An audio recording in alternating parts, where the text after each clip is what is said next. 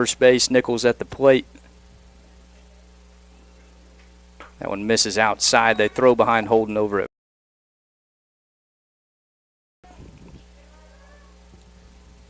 Some days I can barely remember how to get home, but baseball stats or games are way back. The wife gives me a hard time. I can remember almost every pitch in some games, but I got lucky there when I said it was his first walk. Nichols fouls that one over the backstop. 1 ball, 2 strikes. That was Baxter's 35th pitch, and he's thrown 19 strikes. Given up 1 hit, walked 1, and struck out 1, so he's done exactly what Polk County needed him to do in relief.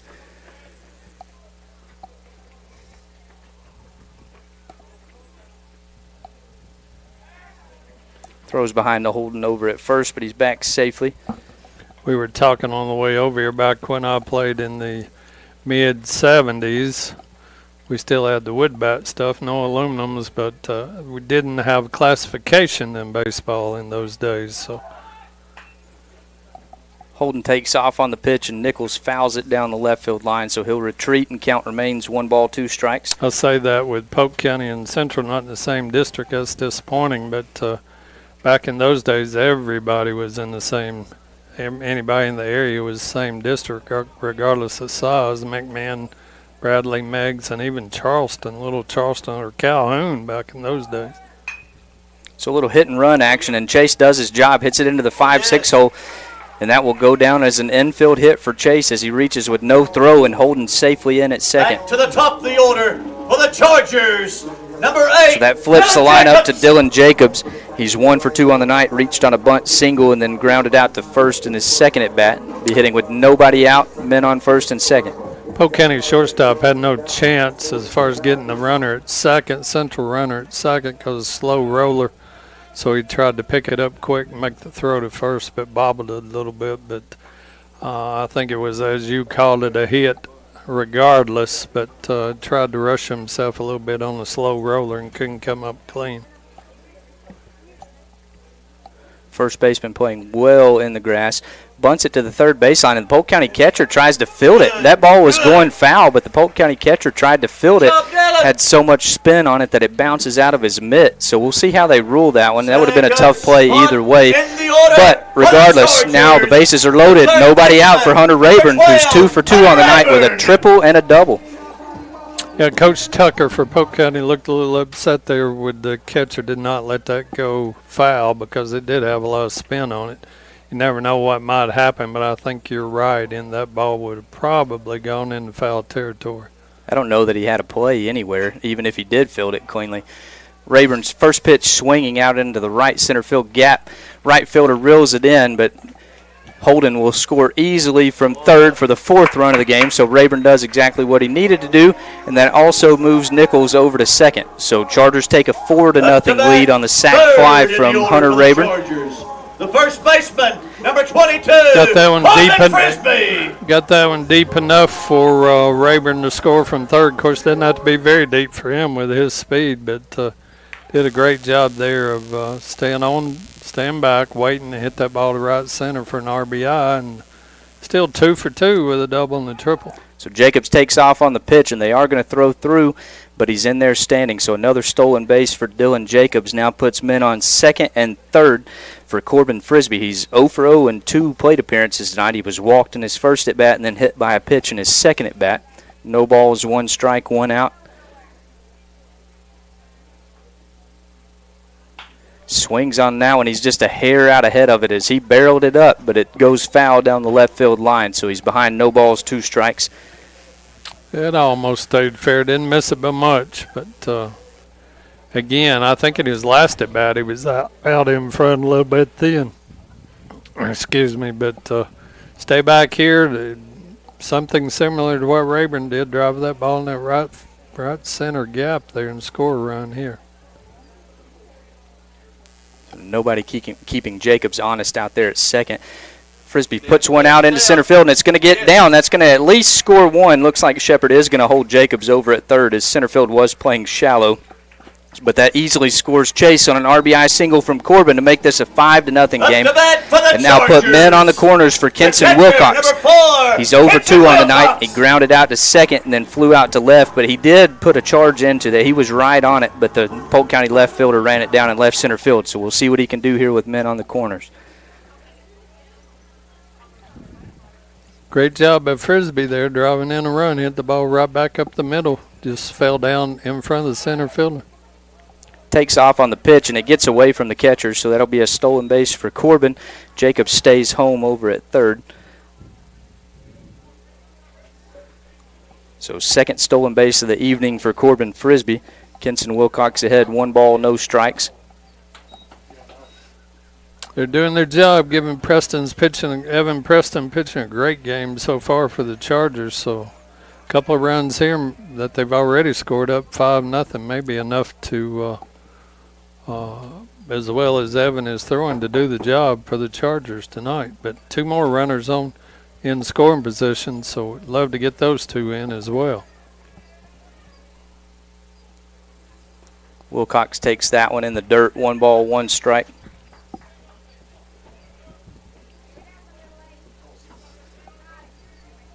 Corners in here for the Wildcats. Middle infield sort of playing halfway. That one misses inside, even brings it to a 2 ball, 1 strike count.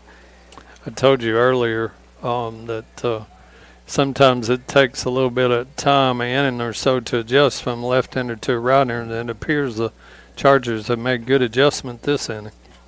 So Wilcox lays off a good pitch from Baxter, but it misses off the outside corner. Hitters count to Kenson, 3 balls, 1 strike, 1 out, 2 men in scoring position.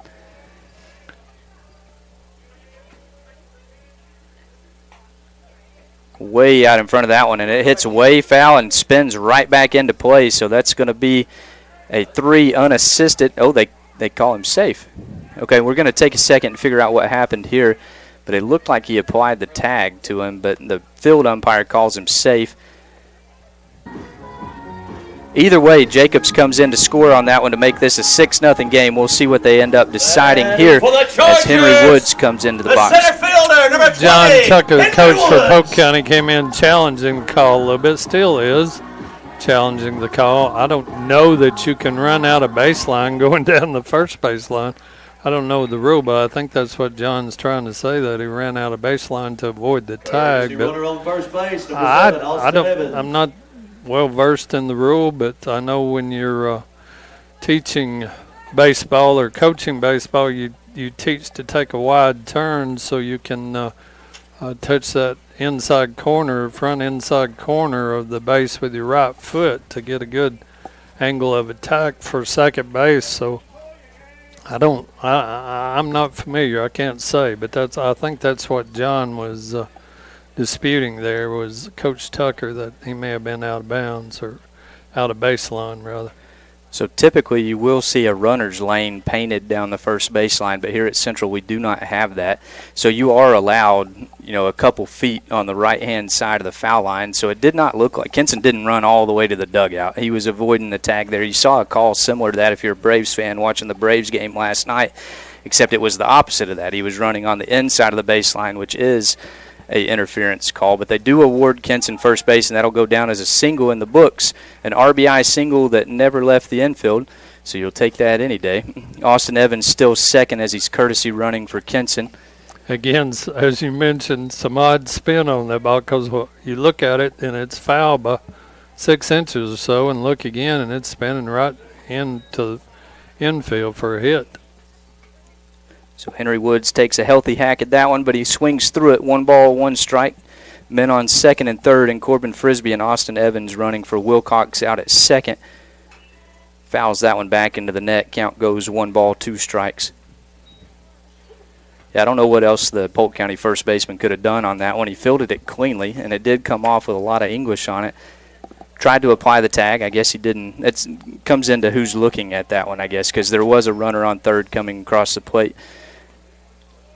1 ball, 2 strikes to Henry Woods. Lays off of that one in the dirt. Catcher keeps it in front of him, keeps Frisbee over at third. Count 2 balls, 2 strikes. I would assume the only time you could make that call from where the field umpire is. And in high school, most of the time you only have 2 umpires. He's out near second base there. That's if it's obvious that he was avoiding the tag, it would be the only way you would call him out in that situation. So another cue ball from Henry, fouled back into the net. Count remains 2-2. Well, as you said, the runner was on third, so I'm sure the umpire behind the plate was watching the ball, though, as it was rolling strangely toward first. So I would have thought he had the best view of that play. So the Chargers will take it 6-0 here in the bottom of the third. Great swing there from Henry as he stays back on that big looping curveball, drives it right back up the middle, and it gets through. So that's going to be a 2 RBI single for Henry Woods and break this game wide open at 8-0. Great at bat. Good to see him back in the lineup. For the Chargers, that ball had a little giddy right up fielder, number 17, off Rod his Moore. bat. Enough to get by. Wouldn't hit that far from the second baseman, but it was hit hard enough to get by the second baseman and drove in 2 big runs there. So Chargers have put 5 on the board here in the bottom of the fourth. So we are going to have a pitching change here for Polk County, and it looks like number 17 is coming into the game, and that was the guy who started out as the designated hitter, moved to second base in Hunter Guerin. Now he's coming in to pitch. While we see if they make any other defensive changes, we'll take a quick break and we'll be right back to fill everybody in.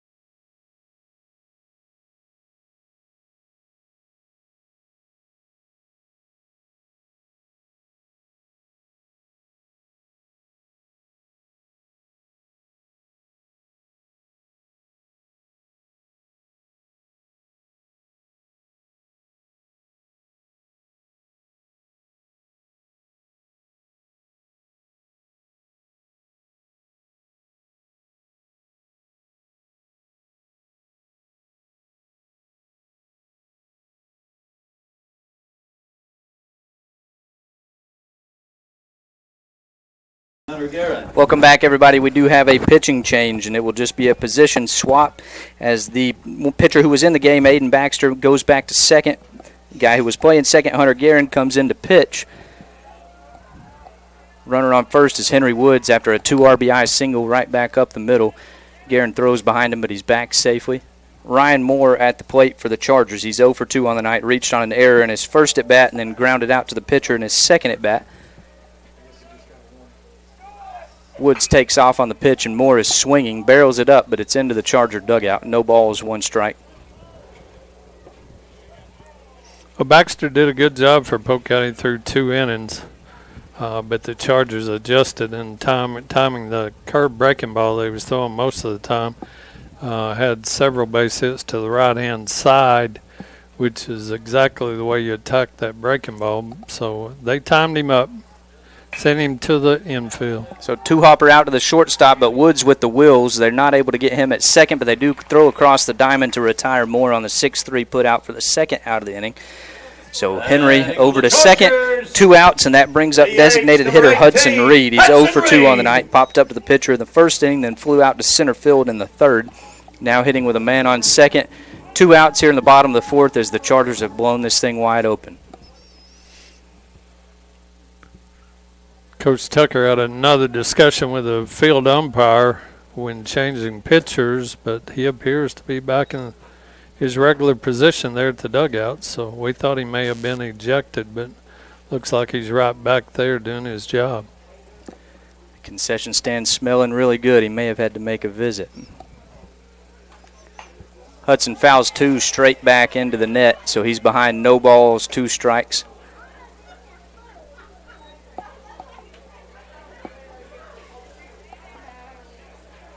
Oh-2 count, 2 outs. Henry Woods on second. The Chargers have rattled off 5 runs here in the bottom of the fourth, 8-0.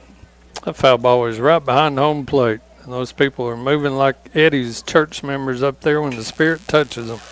That ball is hit well out to left field, but the left fielder looks like he's retreating back under it, and he reels it in. So Hudson puts a good swing on it, but nothing to show of it.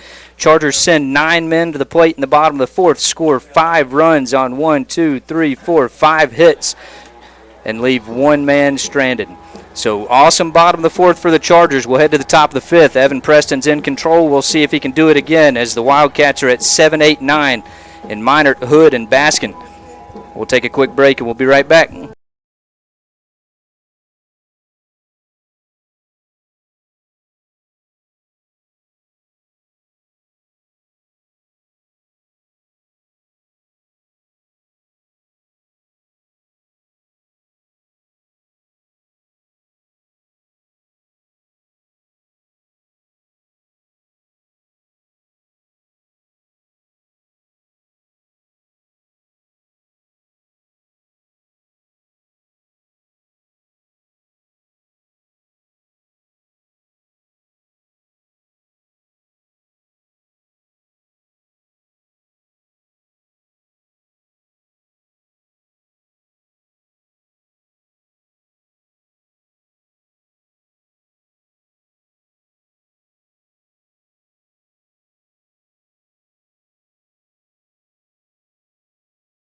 All right, welcome back, everybody. Chargers had a phenomenal bottom of the fourth. Scored 3 in the first inning, then went dry in the second and third, but rattled off 5 in the bottom of the fourth to take an 8-0 lead as we head to the top of the fifth.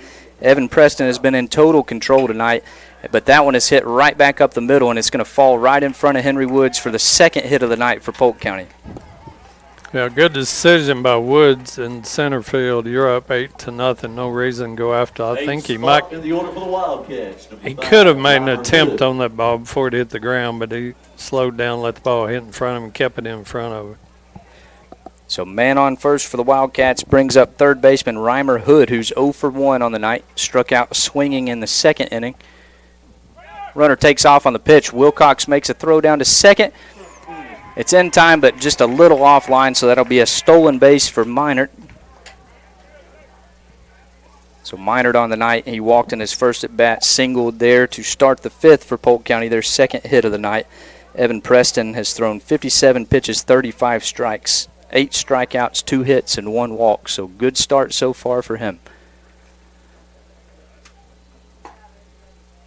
Ooh, looked like a good pitch from up here, but it must have missed inside. 2 balls, no strikes. Just let your defense do their job. Keep throwing like you have been. Throw strikes. Let them do their job out there in the field. He bounces back and paints the outside corner. 2 balls, 1 strike. So as we discussed, Coach Tucker, Polk County, looks like he had been coaching third base, but now he's in the dugouts. So I'm assuming the umps confined him to the dugout for the rest of the game. Foul tip back into Wilcox's mitt. Count goes 2 balls, 2 strikes.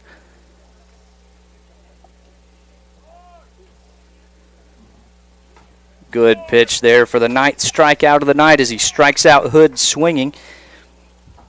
That brings up Devin Baskin, the right fielder for Polk County. He's 0 for 1 on the night with that crazy play, that bunt where he was defending himself, that put a little English on it out there that Kenson was able to throw him out at first.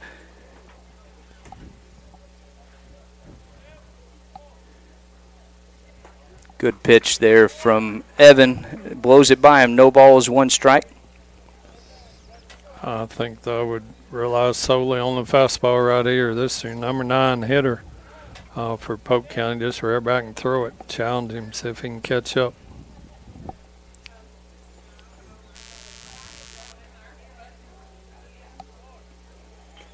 And he breaks it off, and it's fouled back into Wilcox. No balls, 2 strikes.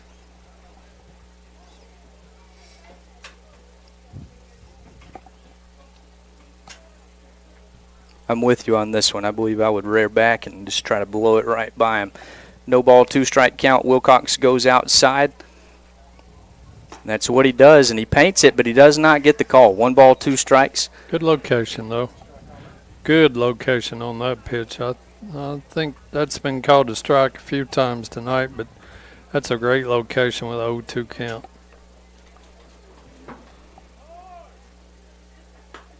Curveball misses off the outside corner to even it at 2 balls, 2 strikes.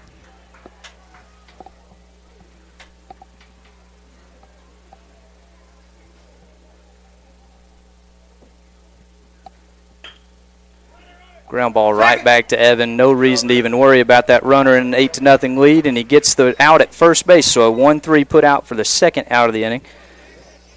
I wanted to yell immediately like I did when I used to coach youth baseball. Step and throw, step and throw, step and throw. Yeah, you're right. Get that sure out, that second out at first, because when you're up 8 runs, that runner means absolutely nothing. So get that sure out right there.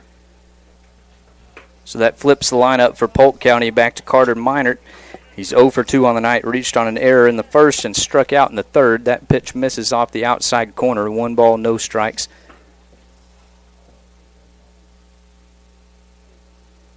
Great pitch there to even the count on a curveball, 1-1. Get out of it right here with the leadoff hitter, and don't let the meat of the order come up here in the top of the 5th. Get this one right here. Another good breaking ball, and he swings through it. Preston ahead, 1 ball, 2 strikes, 2 outs, runner on third.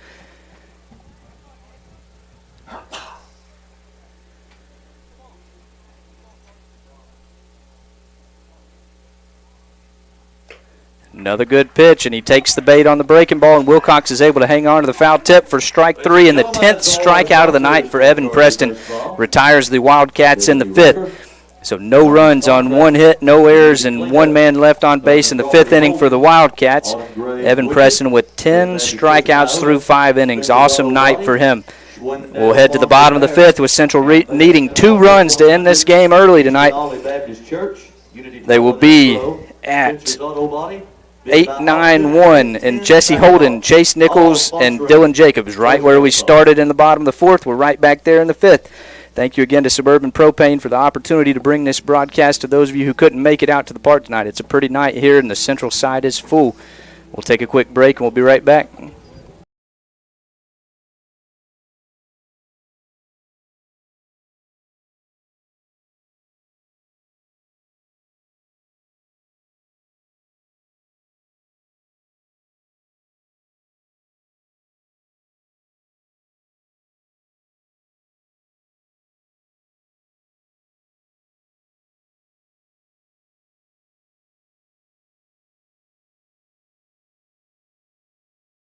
The 5th inning, 8-0 Chargers batting for the Chargers. Welcome back. We're here in the bottom of the 5th. Central leading 8-0, needing 2 runs to put the nail in the coffin tonight. Leading off is Jesse Holden. He's 0 for 1, flew out to center field, reached on a walk in his second at bat, later came around to score. Still in the game for the Wildcats is number 17, Hunter Guerin, right-handed pitcher. Holden takes that one off the outside corner. 1 ball, no strikes. I don't know if it's my depth perception or what, but it seems like every visiting team that comes in here, their outfielders play awfully shallow.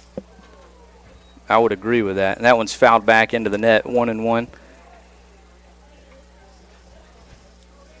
I mean, the Chargers hadn't given them a reason to back up yet. I mean, they hit the ball well, but nothing real deep up to this point. Holden swings through that one. 1 ball, 2 strikes.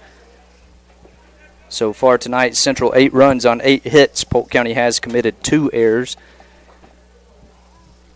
On the flip side, Polk County's had 2 hits, no runs, and Central has had 1 error. That ball's hit down the left field line. The left fielder lays out for it, unable to get it. So that's going to be at least 2 bases for Jesse Holden. He's rounding second, headed to third. We're going to have a play, but he misses the cutoff man, so that'll be a leadoff triple here in the bottom of the 5th for Jesse Holden. Right down the line, got by the left fielder. Trying to get to it. The left fielder was playing more toward the gap. It was difficult for him to get to it down the line and made a great effort to get there, but got past him there and sliding into third for a base hit for a triple for the Chargers to start the inning. So second triple of the night for the Charger offense. That brings up Chase Nichols. He's 1 for 2 on the night, grounded out to third and had a single in the 4th inning. He's hitting now with a man on third, nobody out. Takes the first pitch off the outside corner. 1 ball, no strikes. It's been a very quick game, and it'd be great if I could get 2 here. Go home early tonight. Grab one of those burgers that smells so good on your way out. Generous call on the outside corner, evens it at 1 ball, 1 strike. No need to make the wife or ask the wife to fix dinner. Just grab it to go and take it home with you. Chase hits it well down the third baseline. He's got some wheels. Third baseman had a little trouble with it, so Chase does beat it out. That'll likely go down as an error on the third baseman, but either way, there are men on the corners and nobody out. And that flips it to the top of the lineup, and Dylan Jacobs, who's 1 for 3 on the night, been on base twice. He bunted in the first inning, reached on an error by the pitcher, grounded out to first in the second inning, then had a bunt single in the last inning in the 4th.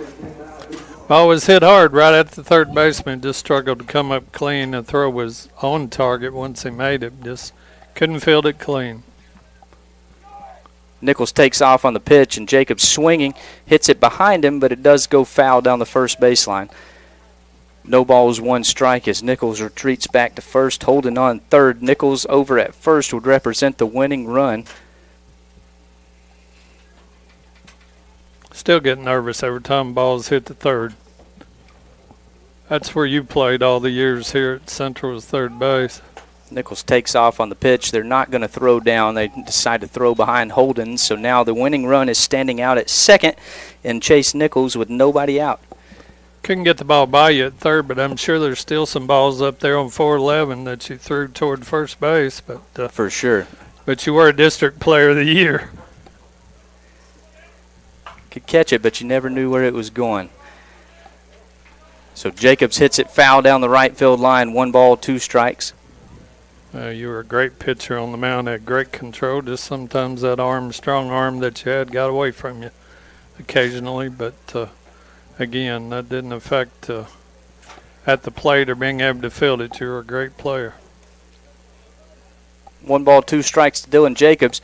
Pops that one up in on the infield. We're going to see another pitcher underneath the fly ball as he reels that one in. So we've seen 3 and 2 broadcasts, and you rarely ever see him. But the Polk County pitcher does step off and reel it in for the first out of the inning. And that brings up Hunter Rayburn, who's 2 for 2 on the night. Had a triple, came around to score in the first, had a double in the second, and then had a sac fly in the 4th. Take a single here just to drive in those 2 runs needed in the bottom of the 5th. 10-run rule here, so single would be great by Rayburn. But it would also be great to see him hit one on the soccer field, so we'll see how it goes. That one misses off the inside corner, 1 ball, no strikes. Yeah, that would be nice.